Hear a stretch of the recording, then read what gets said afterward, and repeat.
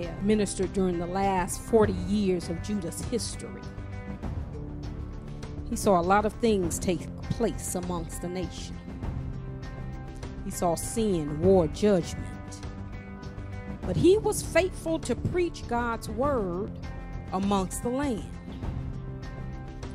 Now, although he remained faithful, he was in turmoil. He was in distress because he knew Judah's sins were so great and that they had lost the blessing of the Lord.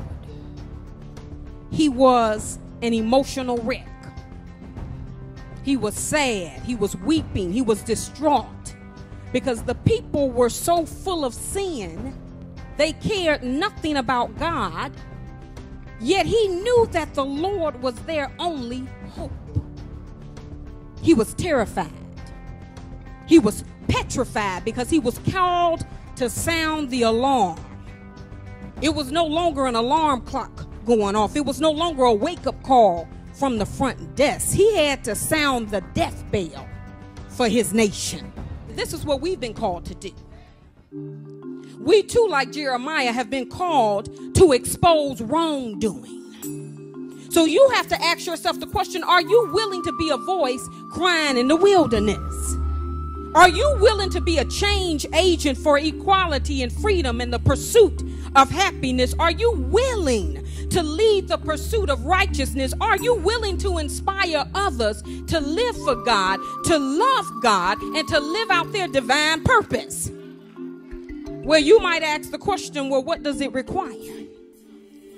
Well, the first thing it requires for us to expose that which is wrong.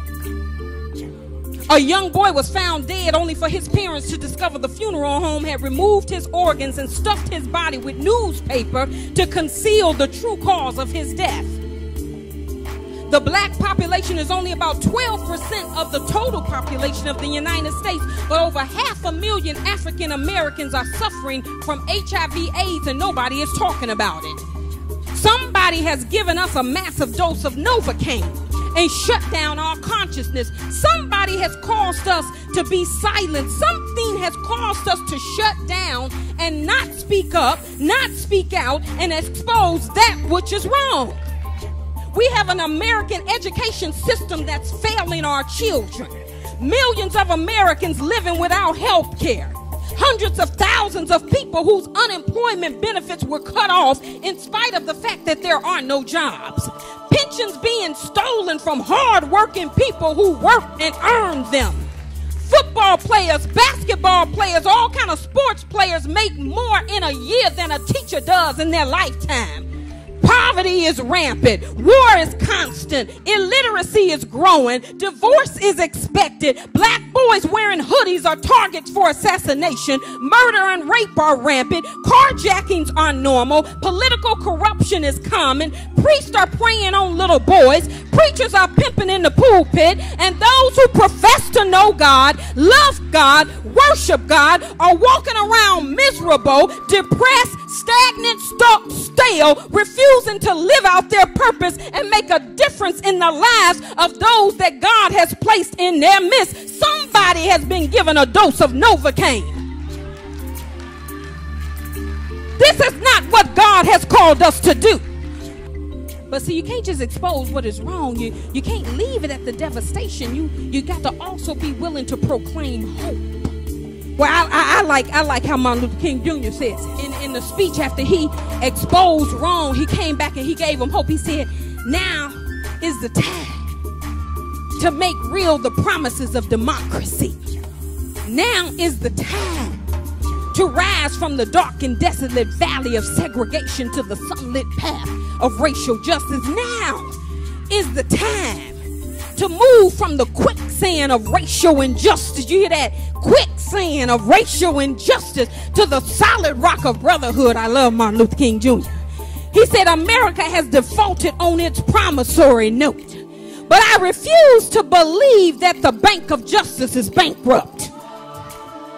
I refuse to believe that there are insufficient funds in the great vault of opportunity.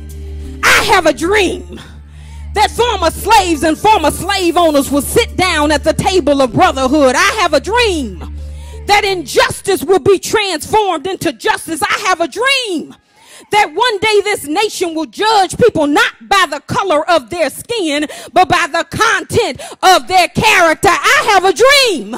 We need families filled with hope. We need churches filled with hope. We need communities filled with hope. Because see, when you are willing to expose that which is wrong, when you're willing to proclaim hope in a devastating, dying world, God will show up and do great and mighty things.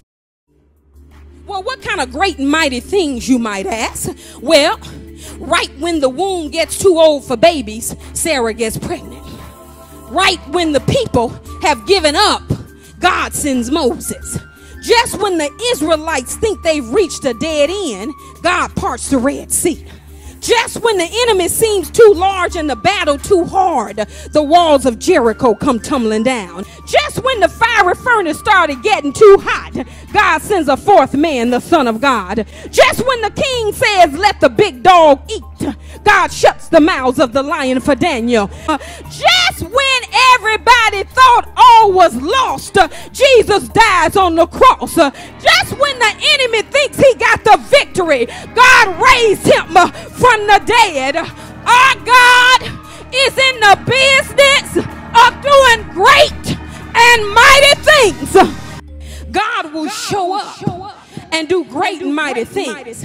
God will show up and do great and mighty things. God will show up and do great and mighty things.